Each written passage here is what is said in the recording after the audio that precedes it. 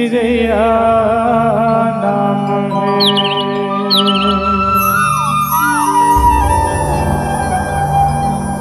हे मोर छत्तीसगढ़ के भैया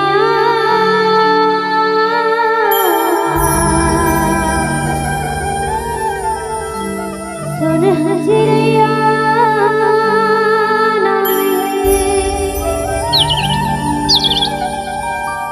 जी हाँ बसे गुरु घासीदास गिरौतपुरी चारों धाम है। ये मोर छत्तीसगढ़ के भैया चिड़ैया नाम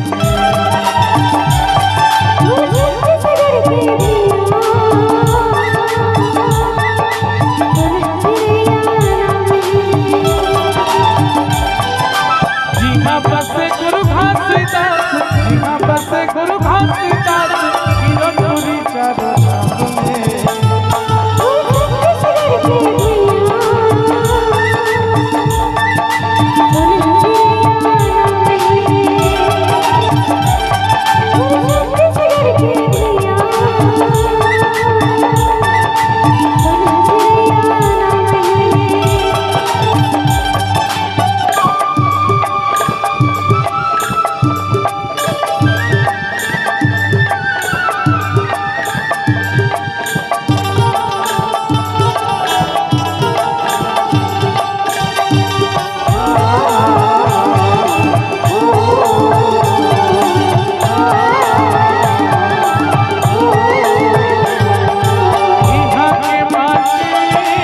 चंदन लागे महात्मा जैसे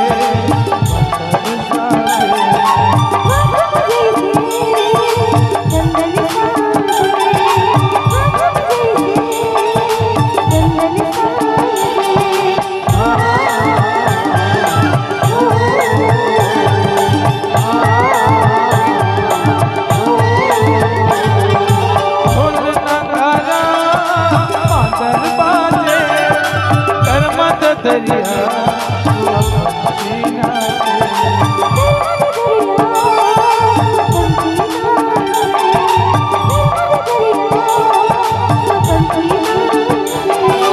छत्तीसगढ़ के अलग छत्तीसगढ़ के अलग ये गुरु जग धाम है।